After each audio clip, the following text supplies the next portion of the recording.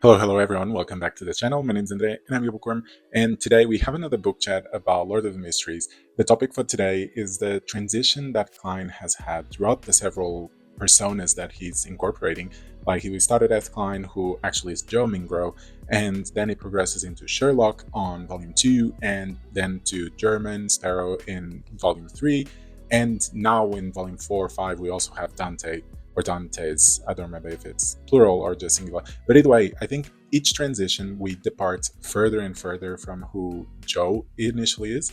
And I think that was done well. I mean, in the second one with Sherlock, it's still quite similar. He still has the same appearance, and a lot of his traits are quite similar. But then we depart to almost a complete opposite of him, which is German.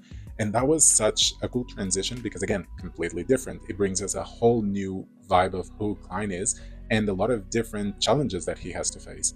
And then we go back to a different facet that it's not necessarily complete opposite, but is very different from who Klein or Joe Mingro is, which is Dante Moriarty or whatever it's called, that has this rich tycoon persona, having all the luxuries and being in the high society type of plot.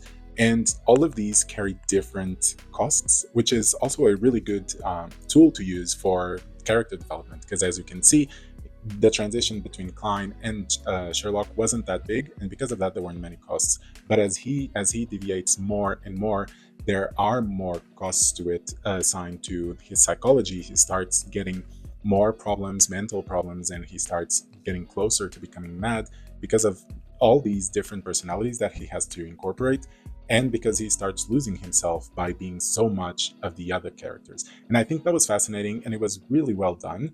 And again, because every character brings a different facet of Klein, but also a different facet of the story, it keeps the story fresh, and I really enjoyed that. So I think that aspect was done really well by the author, but I kind of want to know what you think. Do you agree with this? Actually, what is your least favorite character? I think for me it's Dante, because it's not as exciting, and although the plot is still amazing, and that is a whole different topic, but the character itself doesn't have as much struggles as the others had, and because of it, I think there's less of a development of that facet.